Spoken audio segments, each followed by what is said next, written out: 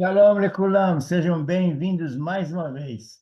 Hoje sim, nós vamos conseguir e nós vamos gravar a partir desse momento a segunda parte daquele estudo que eu fiz há 3 semanas atrás, né? E quero que vocês me desculpem, mas foi realmente além das minhas capacidades terrenas, né? Mas tudo bem, tudo vai dar certo, em nome do Senhor Jesus. Vamos lá. A semana passada, primeira parte, nós falamos bastante a respeito da Trindade, nós falamos bastante a respeito de que a Trindade é três em um, né? E que nós também fomos feitos à imagem e semelhança de Deus, e por isso que nós também somos três em um. E eu mostrei isso aqui na palavra, no dia a dia, no mundo de hoje, mostrei tudo para vocês. Hoje eu quero só ressaltar uma coisa que, na verdade, nunca esqueçam de uma coisa muito importante, que Deus é espírito. Nós aqui estamos no mundo físico, no mundo material, mas tudo é físico. Deus é físico. Para a gente conversar com Deus, para Deus conversar conosco, Ele conversa no nosso íntimo, numa parte espiritual, certo? Hoje, então, nós vamos começar a fazer, então, uma coisa um pouquinho diferente. Eu vou trazer para vocês mais uma série de coisas que falam a respeito de quem é a pessoa que está citada, quem é a pessoa que está sendo referida no Antigo Testamento como Mashiach, Mashiach em hebraico quer dizer Messias, não é isso? E eu queria que vocês fizessem mais ou menos uma suposição, imagine assim na sua frente uma pessoa que seja judia, principalmente, né, porque eles não acreditam em Jesus, eles acreditam que aquilo que está citado ali é Jesus, né? E esse é o primeiro ponto. E não espere resposta, porque primeiro que ele não está aqui, né? Mas imagine que ele vai fazer uma resposta, imagine que você vai fazer uma resposta, e aguarde, e pense você junto com ele, qual seria a resposta que você daria e qual seria a resposta esperada por você. E deixa ele chegar num ponto, você vai ver que ele vai chegar num ponto de confusão. Como é que pode? Como é que isso? Quem seria? É Jesus. Tá? Mas isso aqui deixa que a coisa aconteça, deixa fluir, tá bom? Então vamos lá, vamos começar a parte 2. Repetindo só essa parte aqui inicial. Apesar de Jesus ter nascido judeu, sabe que ele nasceu judeu? Sabe? E ter vivido como judeu, ter sido chamado de Rabi, que é Rabi em hebraico, é Rabino, dele ter feito milagres, dele ter sido morto e ressuscitado, apesar de todas as profecias que apontam para ele, que vocês vão ver hoje, Jesus não é aceito. Por quê? É isso que nós vamos começar a ver agora a parte 3 que vocês vão ver que é legal. A parte 3 nós vamos mostrar para vocês por que eles não aceitam, tá? Vamos lá, vamos começar. Quem é preparando-se para o Messias? Mashiach. Começa a perguntar para ele assim: de quem está se referindo já em Gênesis, quando Deus disse assim: porém, inimizade entre ti e a mulher, entre a tua semente e a sua semente, essa te ferirá a cabeça e tu lhe ferirá o calcanhar. Quem que você acha que é? Pergunta para ele, né? Para ele começar a pensar. A ideia principal de hoje é fazer a pessoa pensar, refletir, e quem sabe a gente ajuda ela a abrir a cabeça um pouco mais, tá? Vamos lá. Depois disto, isso. Eu vou mostrar para vocês alguns versículos que são esses aqui que eu estou citando aqui. Nós vamos mostrar para vocês nos versículos, todos são do Antigo Testamento, todos são aqui do Antigo Testamento, certo?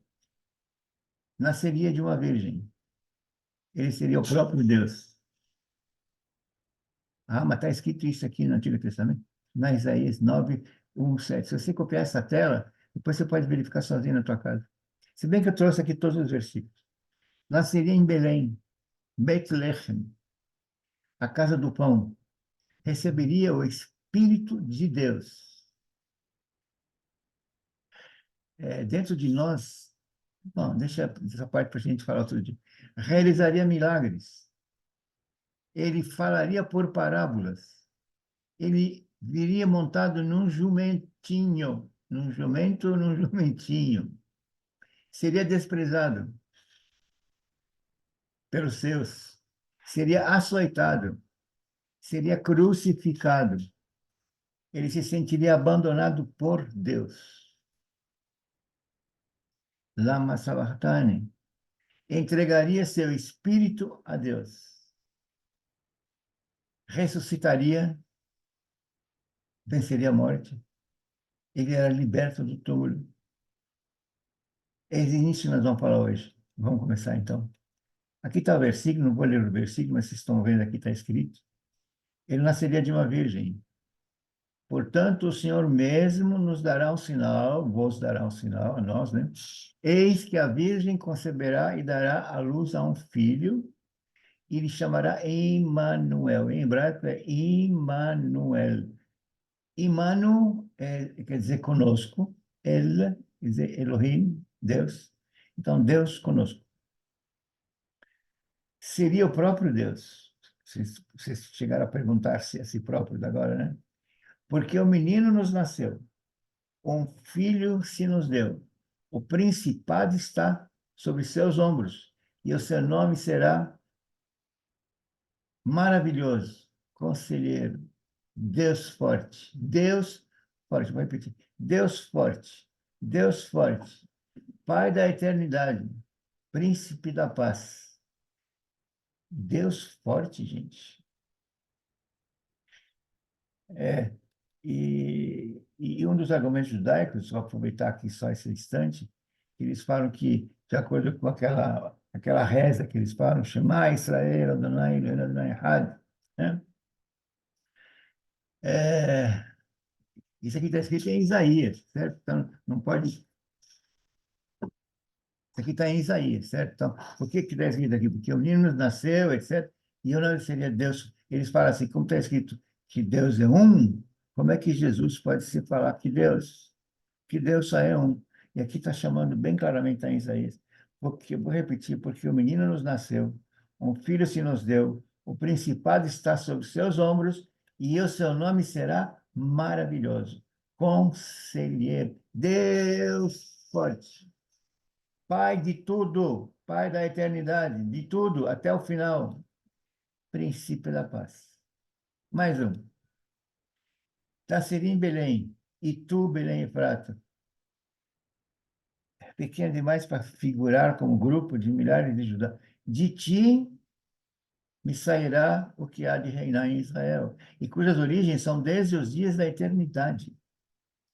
Cujas origens são desde os dias da... Quem seria? Eis aqui o meu servo, a quem te sustento, o meu escolhido, em que minha alma se compra. Pus sobre ele o meu espírito e ele promulgará os direitos dos gentis. Realizaria milagres. Se abrirão os olhos dos cegos e se desimpedirão os ouvidos dos surdos. Os coxos saltarão como cervos e a língua dos mudos cantará. Falariam por parábolas. Ouvi e não entendais. Ele diz assim, vai e dize a esse povo, ouvi e não entendais, vede, mas não percebais. Torna insensível o coração desse povo, endureça-lhes os ouvidos e fecha-lhes os olhos, a ouvir com os ouvidos e a entender com o coração. E se converta e seja salvo. Aqui vale a pena até dizer, independente de quem que seja que escreveu isso, aqui está deixando claro que os nossos professores, vamos chamar assim para não chamar, não dar qualificação agora, eles fizeram o quê com o conhecimento que Deus nos deu? Eles ouvem, mas não entendem. Eu diria que eles escutam só. Eles veem, mas não percebem. Eles só olham, eles não veem. Isso tudo faz com que a gente endureça os ouvidos e fechar os olhos. Olha, então o que que ele pede para o final? Ouça e entenda com o coração. Ouça e com os ouvidos, a entender no coração. E aí você consegue se converter e ser salvo. Você quer ser salvo? Você acha que você já está salvo? Começa a pensar no seguinte: a vida, Deus é espiritual, como comecei a falar com vocês. Portanto, usa essa parte aí, entenda como parte espiritual. Continuando. Entraria em Jerusalém montado num jumentinho. Aqui deixa até num jumento, num jumentinho. seria açoitado, era desprezado e não fizemos dele casa. Homens e dores, né? Ele foi desprezado pelos próprios judeus. Ele ressuscitaria. Ele foi liberto do túmulo. Deus remirá a minha alma do poder da sepultura. Gente, pois ele, Deus, me receberá. Agora quero ler com vocês Isaías 53, na íntegra, tá? E vocês, por que eu deixei 6 por último? Porque esse aqui acho que é, de Isaías é que mais falava do Messias, mais falava que todos. Vamos tentar descobrir de quem ele estava falando, porque também quero dizer para vocês que Isaías 53 ele foi excluído da reza dos judeus. Ele era recitado todos os sábados no Haftarah. Depois da Haftarah, depois da reza de Haftarah, eles recitavam Isaías 53. Simplesmente foi proibido. Se você perguntar para alguém, não vai saber te responder. Você vai responder, provavelmente, com certeza você vai responder. Vamos ver o que está escrito. Mas ele foi ferido por causa das nossas transgressões e moído por causa das nossas iniquidades. O castigo que nos traz a paz estava sobre ele, e pelas suas pisaduras nós fomos sarados. Todos nós andávamos desgarrados como ovelhas. Cada um se desviava pelo seu caminho, mas o Senhor fez cair sobre ele a iniquidade de nós todos. Ele foi oprimido e afligido, mas não abriu a sua boca. Vou continuar, eu não pus tudo em negrito, esses 10 cantinhos devem ser todinho negritado, mas vamos continuar. Como um cordeiro foi levado ao matador, e como a ovelha muda perante os seus tosqueadores, assim ele não abriu a boca, não abriu a boca. Da opressão e do juízo foi tirado. E quem contará o tempo da sua vida? Quem?